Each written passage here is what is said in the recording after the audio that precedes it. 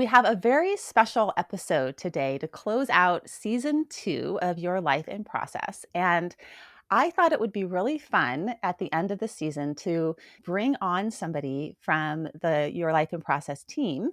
And that somebody is Abby Diehl. She's going to tell you a little bit about who she is. And we're going to share with you today some ideas around feedback because Abby is the person that gives me feedback on this show. She gives me feedback in terms of content and style, and it's a wonderful concept to start to explore in our lives. We get feedback from lots of different places.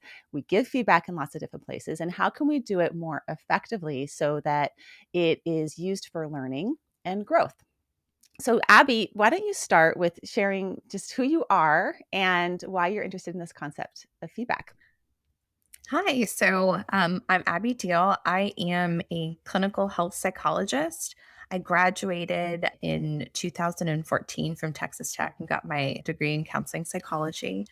I have been in an education space where I'm teaching, I'm training, but I'm also doing therapy with clients one on one.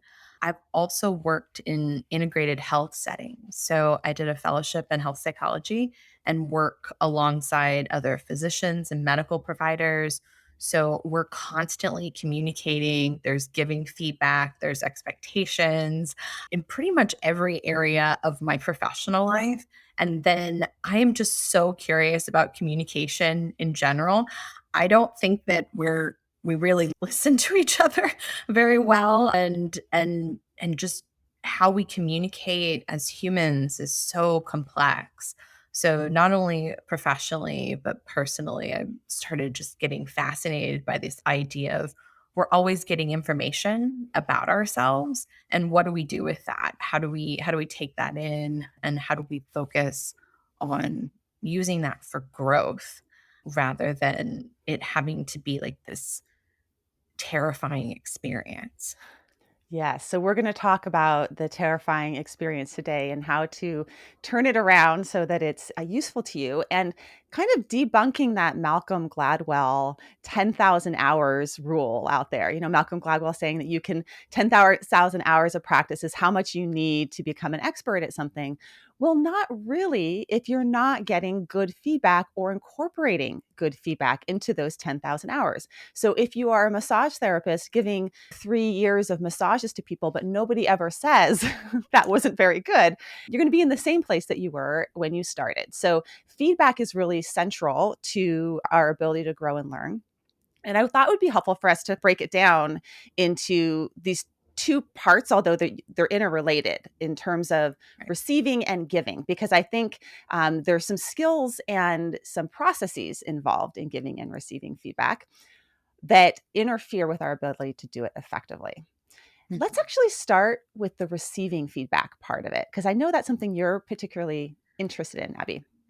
Yes, I we are so focused usually on the giver, like how can you say the right words so that the person can take it in. But we oftentimes no one has ever taught me how to receive feedback. Doing graduate school, being a therapist, being a teacher, we're oftentimes put in these positions where people are giving us feedback. We might not exactly want it, or may have a different idea about what actually we want to get. So for people receiving feedback, what am I looking for? Am I wanting someone to show me appreciation? Am I wanting someone to actually give me some coaching so it's for growth? Or am I wanting an evaluation? Do I want to know if I'm on track in my job or in my personal life? And a lot of times we don't slow down to actually think about what do I really want? What am I asking for as the Hmm. receiver of feedback? Yeah, I could see how that could go sideways on you if you're wanting appreciation, but then someone is coming in and giving you the feedback of how to change things. It doesn't really settle well. No, you feel dismissed. You leave the encounter going like, "What just happened?" So, or for instance, like if you really want coaching from your boss, or you want to know, "Am I on the right track with my job? I have this new job, this new position. Where am I supposed to go?" And you just come in and they're like, "You're doing a great job." And you're like, "Wait, what?" um, that's that doesn't help me grow. Yeah. So, I often call that the Swedish massage experience versus the deep right. tissue. And if you go in expecting a deep tissue massage and you get a Swedish massage, you're going to be really disappointed because it's just going to feel like you gave me all these platitudes, but I didn't really get any material to work with. And if you go in, so a Swedish massage is kind of soft and smooth and, just kind of feels good, Mhm. but doesn't get into the deep tissue. But if you go in wanting a Swedish massage and someone gives you a deep tissue massage, you're equally disappointed. You're like, ow, this hurts. I wasn't wanting that. So getting clear on that first step is getting clear on, are you wanting appreciation? What was the second one? Are you wanting So, as a receiver, do you want appreciation? Do you uh-huh, want coaching? So, coaching? do you want to be coached for your growth, or are you hoping to be evaluated? I need to know if I'm on target with the plan, with the outcome. Okay, so coaching and valuation are different. Coaching evaluation are different. Coaching does always have a little bit of evaluation in it, but coaching is very explicitly for growth. And sometimes we can just have an evaluation that's not necessarily meant for growth, right? So at the end of, your performance report, like you either met the metric or you didn't. And that may or may not be intended for growth. But with coaching, there is always sort of a judgment with it. And it for the receiver, it can be based on our previous relationship with feedback. Hmm. So, what are our previous experiences receiving feedback? And the context matters. You know, work versus personal life versus even the internal feedback that we give ourselves. What's the relationship that we have with that word even? Um, I think that's a good place actually to land on a little bit of just our relationship with the word feedback. Because if someone comes at you, whether it's your friend or your boss or your mom, and they start the sentence with, "Can I give you a little feedback?" What happens internally? Your stomach drops. Yeah, your heart starts racing. You're in this moment of, oh no, what's coming at me? And what's interesting about that, I think, is that that moment of feedback is a moment of uncertainty and novelty and unpredictability. You don't know what's coming next. right, And when you don't know what's coming next, your body detects it as a threat. right. Naturally. I mean, your amygdala is like, okay, this is uncertain. Your amygdala is going to light up. And there's actually, I don't know if you've read some of the stuff from Joseph Ledoux, the neuroscientist, who's like trying to debunk the whole theory around the amygdala being our fear center. The amygdala is not your fear center, folks. The amygdala is your threat detector, your uncertainty detector. And so the amygdala detects uncertainty because something novel is coming at you. And then it sends this slew of neurochemicals into your body to prepare for the uncertainty. So you may Yeah, notice your heart racing and you get kind of ready to run, but it's your interpretation of that based on your right. past experiences with feedback, based on the context, the power differential in the moment, based on all sorts of things, your interpretation, whether you interpret it as, ooh, I'm going to get a deep tissue massage, yay, or oh no, I'm about to get injured, that lends to you experiencing fear. And that's more of a cortical experience, so the higher level parts of the brain Mhm, that interpret that uncertainty. mhm. Interpretation matters and context matters during feedback. What is Yeah. yeah. What you say about the fear is so true. And if we're in a fearful place, then we're not able to learn and to take that in. And so, feedback, while we can intellectually know, like, this is something that's meant for growth, in a social context, if we've had, this different relationship with it, then it feels threatening and it feels like we're being kicked out of the tribe and like this other social component. And so it's combining, like you said, that biological response. Oh my God, I don't know what's going to happen. My boss just called me in. Like, can we talk? Like, you're already kind of crafting this story of the feedback. And at the same time, even if you have the ideas like, I'm a growth oriented person, you're still going to respond biologically and socially in Yeah. that way. And then how we respond to that fear often blocks our ability to receive the feedback. So we're oh Exactly. no, my boss just called me in, or oh no, my, partner wants to talk about our sex life. Whatever. Yeah. Feedback is important for growth, right? And what we tend to do, going back to these ACT principles, is experientially avoid. So we Yeah. experientially avoid through getting defensive or shutting down or wanting to run or cutting it off quickly, or lots of different ways in which we don't allow that information in. And going back to Malcolm Gladwell's 10,000 hours, all of a sudden we're not growing. Right. So, some tips: how do we stay open? Yeah. So, how do we stay open and how do we stay curious?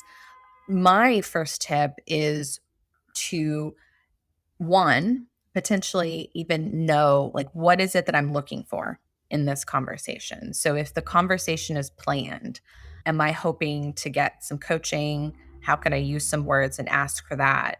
Do I want an evaluation or do I want appreciation? So even knowing going in the conversation what you want and then slowing down and taking a breath and resetting your nervous system. Because like you said, amygdala lights up, all of this fear response goes in. We can't take that information in. So take a breath and listen. And first, actually seek to listen to understand. One of the things that I coach clients with is say, can I write this down? While the person is giving you feedback, either you take a note in your phone or you write it down on a piece of paper. And the function of that, it has two things. It makes you stay present, because if you're writing something down, you have to actually listen to what they're saying. It also gives the message to the other person that you are listening. More often than not, what we end up doing is getting in our own heads and Mhm.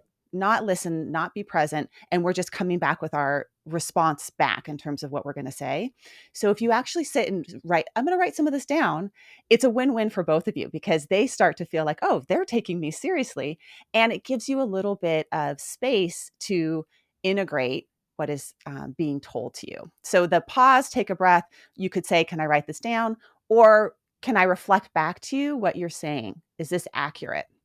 Right. Because that's And another way of kind of slowing things down. yeah, checking your understanding and repeating it back to them. So what I heard you say, going in with an open mind is really important for that. And I also think going back to what we were talking about with our past relationships with feedback, knowing your past relationship with feedback and having had that internal experience with yourself where you're saying like, how do I relate to feedback? What does this actually mean for me before you even go into these types of conversations? Yeah. And what are my experiential avoidance strategies? In behavioral psychology, we talk about functional analysis, Mhm. where you look at, okay, what's the antecedent? Like when the feedback, what's the feedback that you've received in your life? What's the behavior? How do you tend to respond? And then what's the consequence? And you can look that in lots of, different context of your life. You Right. may respond differently in different contexts, but getting a little understanding of what your pattern is so that maybe you could try and do something different next time is really helpful. That sort of ABC model of functional analysis. Yes. Yes. Yeah, 100% knowing yourself and being curious and non-judgmental and and taking that stance of um, feedback is meant to make me more successful. So even on a changing the self story that we have around feedback, and this is something that's been very difficult for me in my life based on my past history with feedback, to start saying and reminding myself this is meant to make me more successful.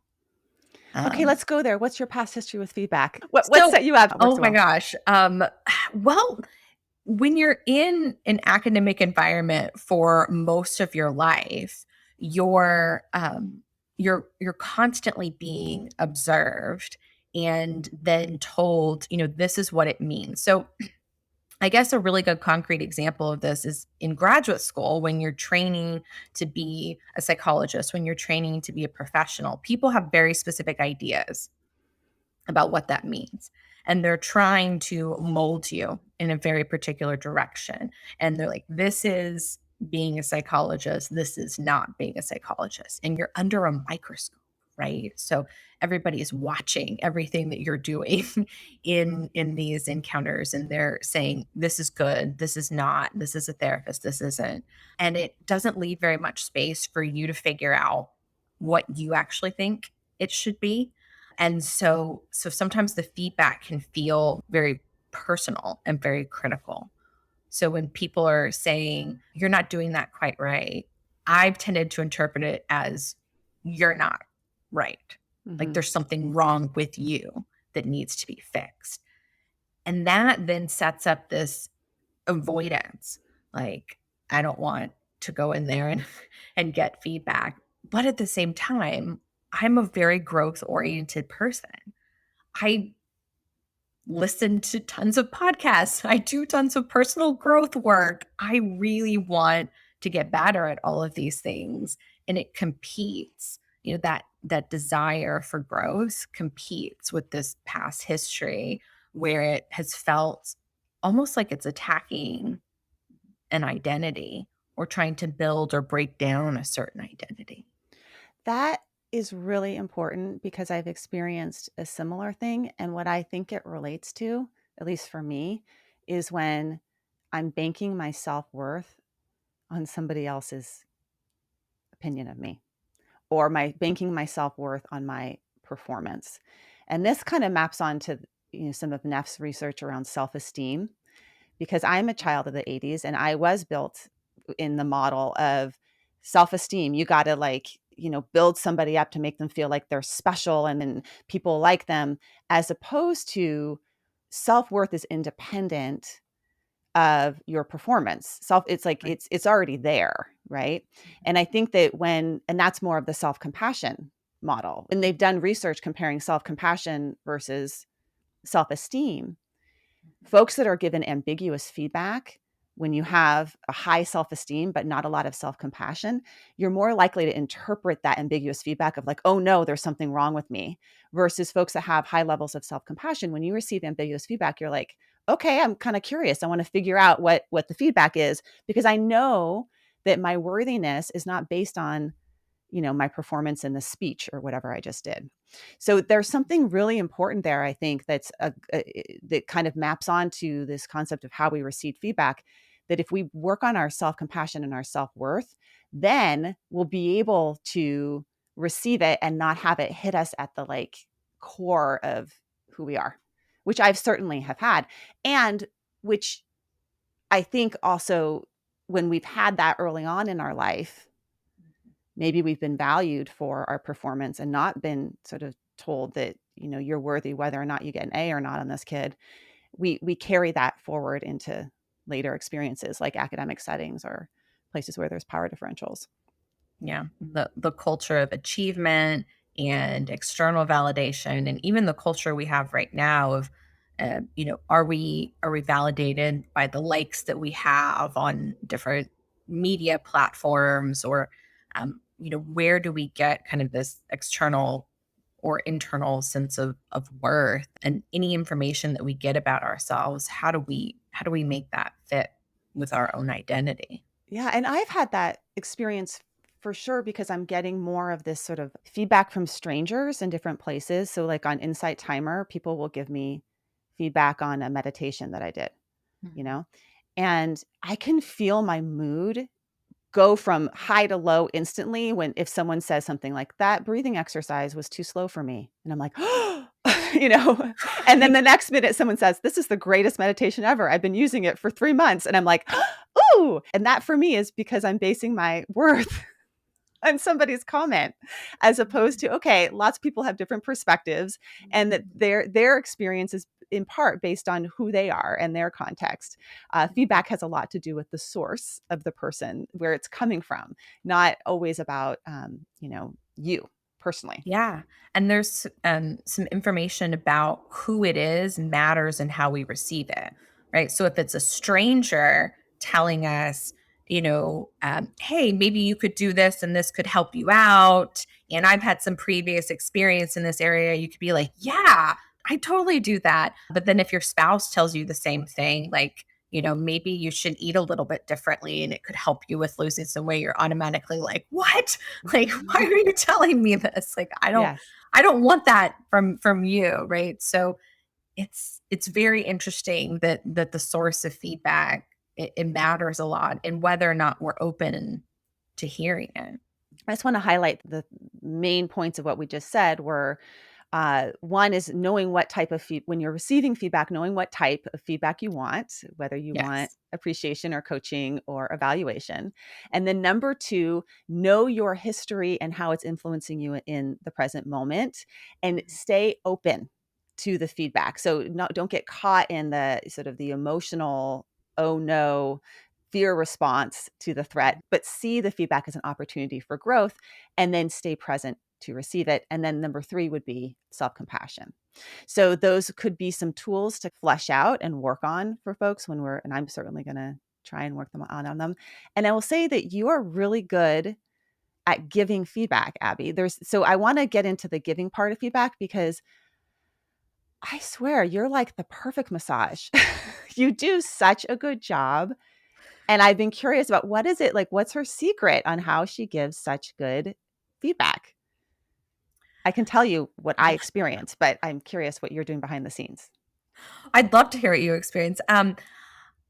Behind the scenes, what goes on in my mind is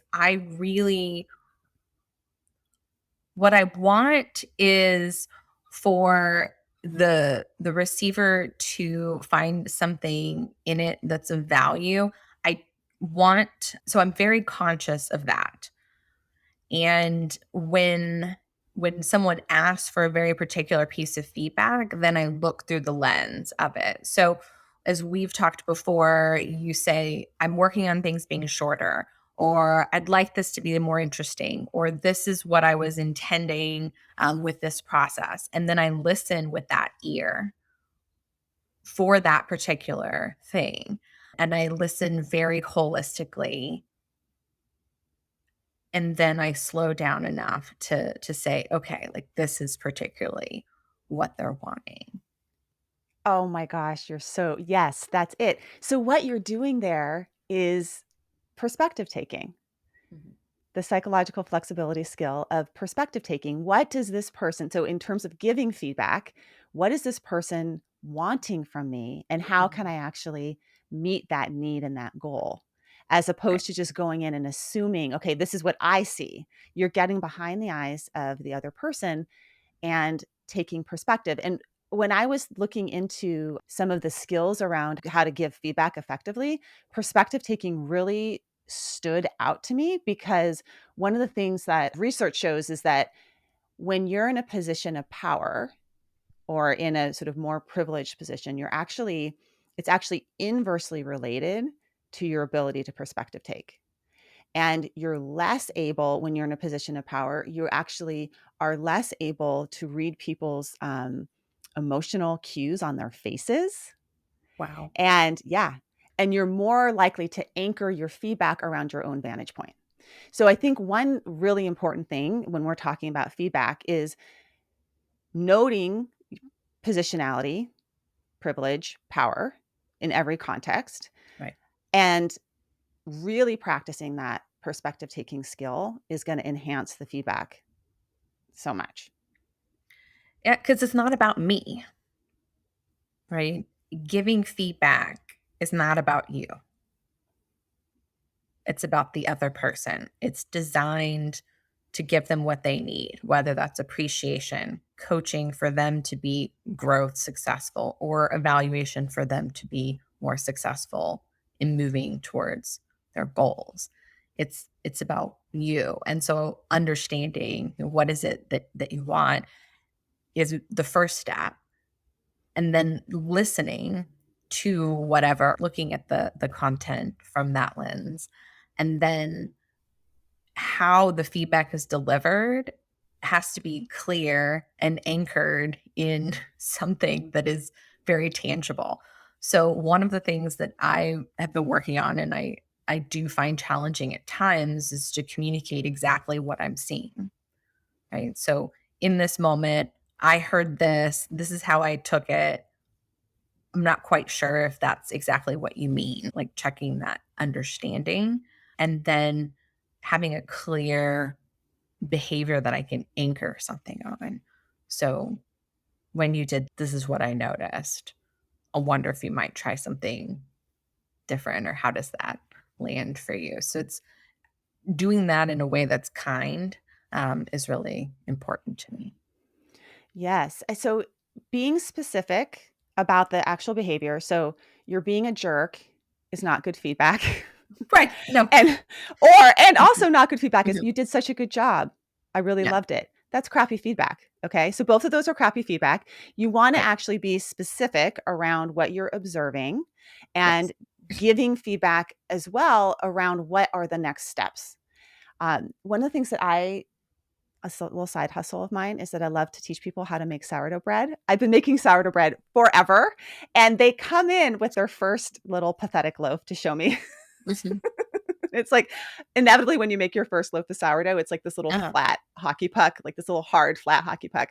And I think it's such a good, it's like this is like a benign example of how you could give someone feedback because the Yeah. first thing that you could do, and the first thing that I would do if someone brought in their sourdough would be like, wow, you made your first batch of sourdough bread. It takes a lot of time to get from A to B on this thing, and I'm so glad that you followed through. So you start with like also giving feedback is not always negative feedback. You can give feedback on, what you're seeing that's strengths Mhm. and being specific, cutting into it. Okay, I see there's a lot of irregular holes. What that likely means is that you did a great job in the folding process. You were folding throughout the day with your sourdough. So getting specific, I see the holes, what that means. And then the person is anchoring, okay, next time I make sourdough, do that again. That's going to work. And Mhm. then also giving feedback around. I also noticed that the outside is dark and the inside was undercooked. And what that may indicate is that you didn't let it rest for long enough. So next time I would suggest you rest it for 2 hours before cutting it. So getting really specific. But in that whole sequence of events, I would also be getting feedback from them. How did it go for you? What were you experiencing? And that back and forth of being giving specific information, but also receiving information from them around where they got stuck or what was working for them could Yeah. lead to a better outcome. But specific Yeah. is central. I love it. And you keep it to just a couple of things that they can do. Because if you tell people 25 things that they need to do, they're going to be like, I can't do all of that. And they just shut down. Yeah. So, one or two things, hey, maybe you might consider doing this next time.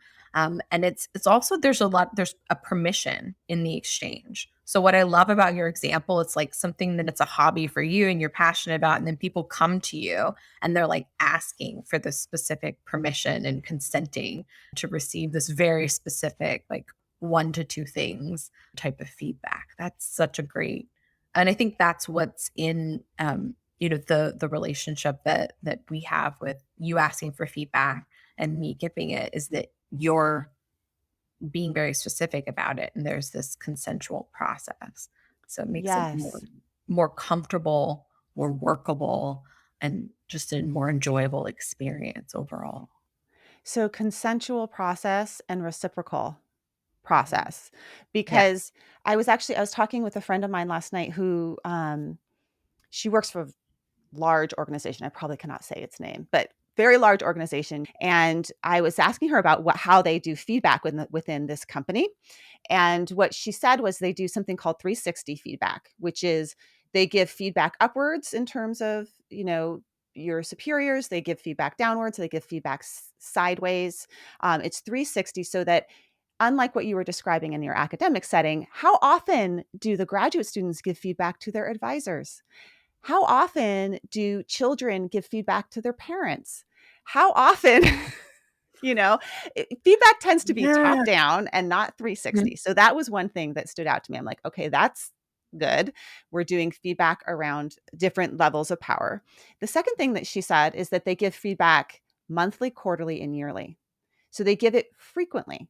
And Mhm. that's something that I think in relationships we don't do. It's like we wait till things fall apart and then we give them all the feedback from like the last 6 months or year. Right. Yes. You have to allow for time for correction.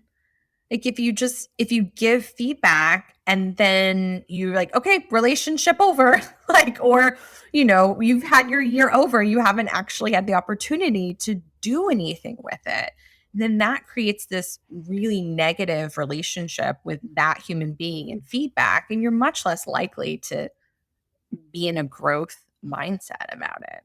Yeah, if you let it build up and then you dump it all at once, or you dump it all at once and then expect it to change, like those two aren't going to Yes. be super effective. You need to do it, kind of over time so that people are like, this is just part of how we are with each other. Right. We give each other feedback where it's not as scary if you're doing it over and over again and you have that experience with one another. Yes. Yeah, and actually starting the relationship in that way, saying like this is the whole goal of it is we're doing the feedback because we want to maintain the relationship.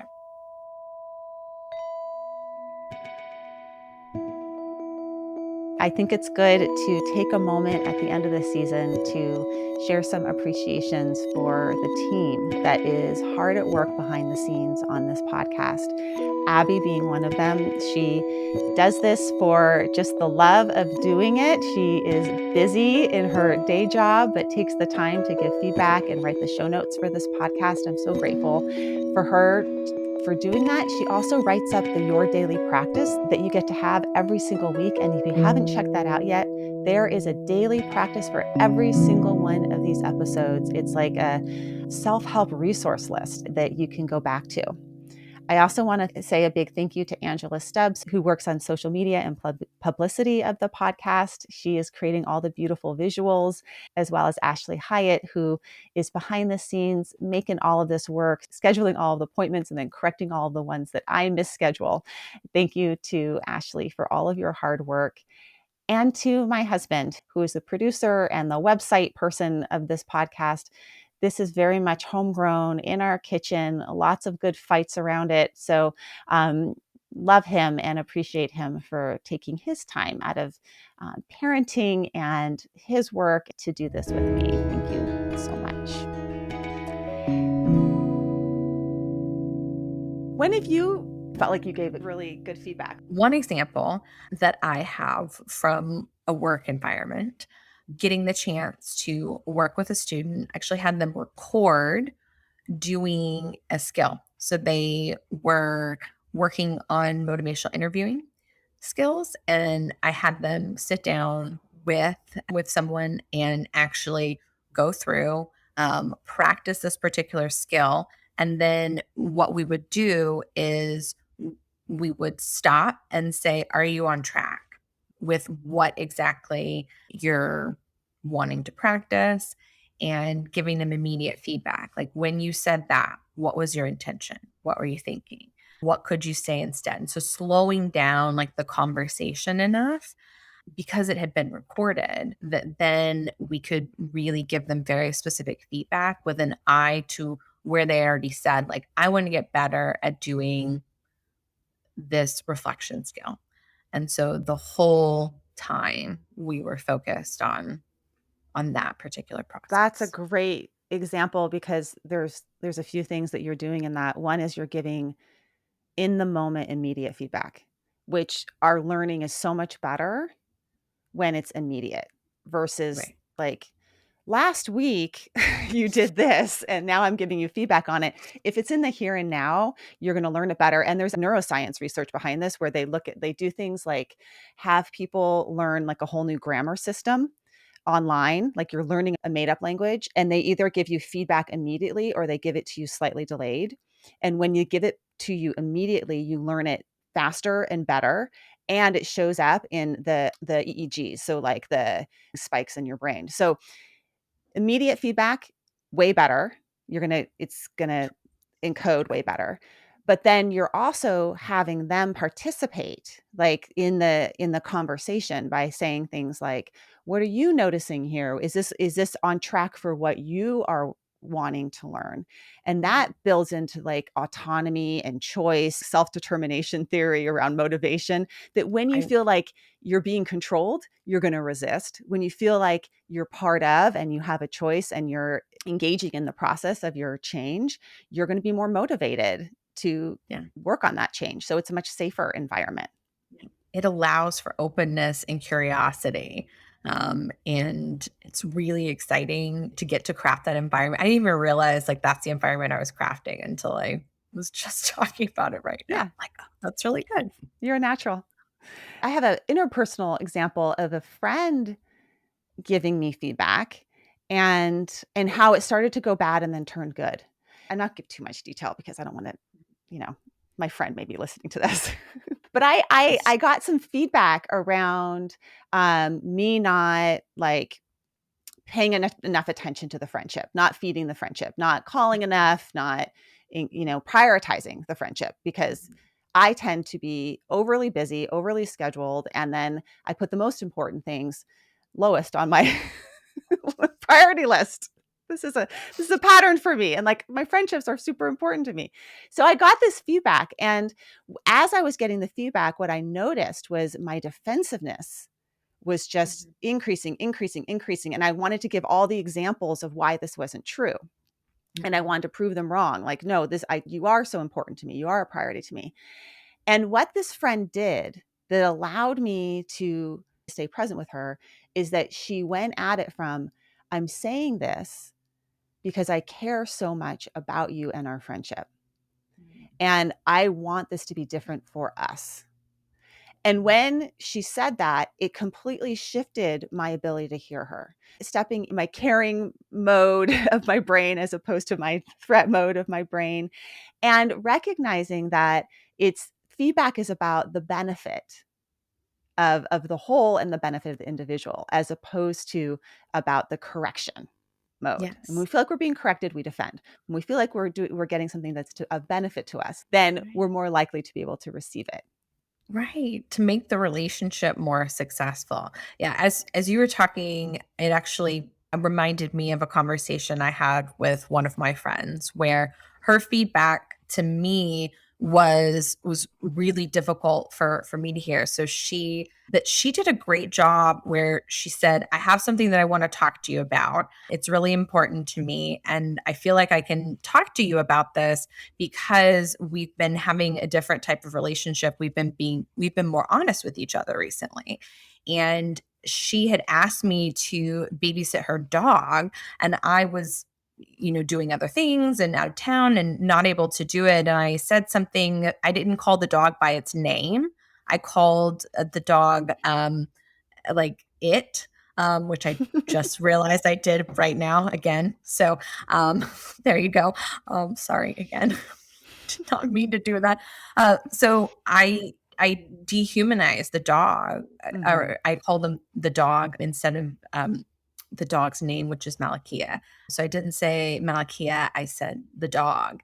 And for Mhm. her, that felt very dismissive of a family member, and that she didn't want this to hang over us. And so she brought it up, and my initial reaction, like you said, was, oh my gosh, that's not what I meant. Like that wasn't my intention, to like start to explain the intentionality with it.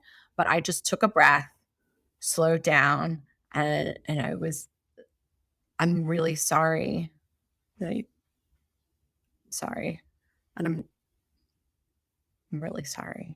I will do better next time. Mhm. I will try my best to do better next time. And thank you for sharing. But it was Mhm. like kind of cut to the heart of this people pleaser. I never want to hurt anybody mode that I have. It kind of is a segue into feedback around things like making a microaggression, Right. or how many times have we've received this is something that was harmful to me, and then we want to defend or do our intentionality back instead of actually hearing the harm that's being done, reflecting back, hold on, let me take a note. I'm actually going to write this down and remember this, or I'm going to reflect Yeah. this back, and I'm going to directly acknowledge that what I did was harmful to you, and I'm sorry that I harmed you. How can I do better right now? How can I improve? Or I'm going to work on improving the X, Y, and Z because you told me this. And that is it's a hard thing to do. It also is what all of us need to do more of, and more frequently. So that's great. One of the things that I want to say about giving feedback, and an area in which I've been given feedback and it hasn't gone so well, is when feedback has been given in a group setting. And I think that that's something that happens frequently, and we don't even know that we're doing it. So that group setting could be feedback that's been given online for a lot of people to read. That feedback could be given on a Slack channel where everyone in your team reads some kind of critical feedback, or that feedback could be done in like a group supervision setting. And we have to be careful about that because it could set up competition and Mhm. comparison, but it also is more vulnerable than when you're giving feedback one-on-one. So I think that's also something to be aware of when we're giving feedback to each other. Your friend didn't make that comment about the dog when everyone was around, and my friend didn't make the comment about me being a bad Right. friend when we were at dinner with a group. So that's another important thing. That's where you can hear it. There's no learning that's going on. So there's these concepts in medical schools called pimping. I don't know if you've ever heard of Mm-mm. this, but it's where the residents and the fellows and the attendees and medical students are all there, and they're just asking questions with the intent to just like stump the chump kind of thing. Like, at what point are Oh, you going to not know how to answer the question? And so there's a lot of learning contacts that are like this. And that's also, you're trying to get an environment that's actually conducive to people learning, and creating one that's kind of a toxic environment that creates stress. There's no learning that's going to occur. And that's one of the more common ways I think feedback is given in training settings for yeah. for professionals in a lot of ways. No matter what, I think we're going to feel vulnerable receiving Mhm. feedback. You just feel vulnerable receiving feedback. And if you're the person that's giving it, how can you make it as safe an environment as possible for that vulnerability to occur? That includes things, I mean, what we just sort of kind of summarize some of the things we talked about, includes things like how you opened with giving feedback, perspective taking, what are their goals, getting behind their eyes, being specific, giving it immediately, pausing and slowing down as you're giving it. So those are all really, I think it's really important to be aware of and conscious of. Yeah, there's a responsibility for the giver and for the receiver in this relationship because of the vulnerability. So Abby, I recently asked you to listen to the Daniel Pink episode, which has been aired by now. This is the last episode of our season, but I'd love for us to model a little bit of how you give feedback as we close this up. Would you give me Yeah. some feedback on this Daniel Pink episode that I was really worried about because he's such a big dude in the world? And I tend to struggle with interviews like this where like he's super famous and who am I to ask him questions? That's where I go into interviews. Yeah. Yeah, and knowing that about you, it was very clear to me as I listened to it that you had done your homework, and at the same time that you were listening to him. I think that the conversation overall flowed really well. There were a couple points in time initially early on where you got caught up a little bit, I think, in the weeds of the research and how it was done. And so maybe some of that distracted from the point that you were trying to make about regret, and what are the categories of regret.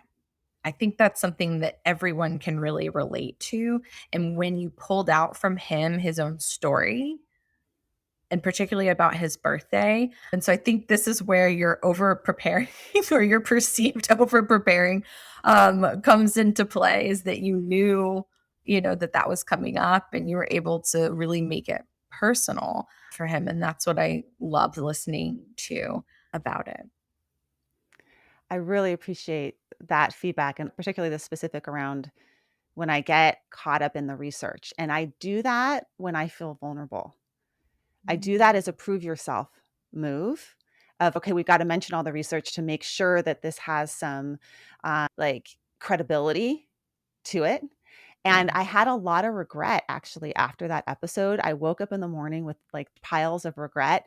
And the regret was around how come I didn't share more, just sort of like real regrets? I mean, I shared like little stuff about my family, and that's one of my request. Actually, my request for you is that, am I getting boring? Am I just talking about psychological flexibility too much?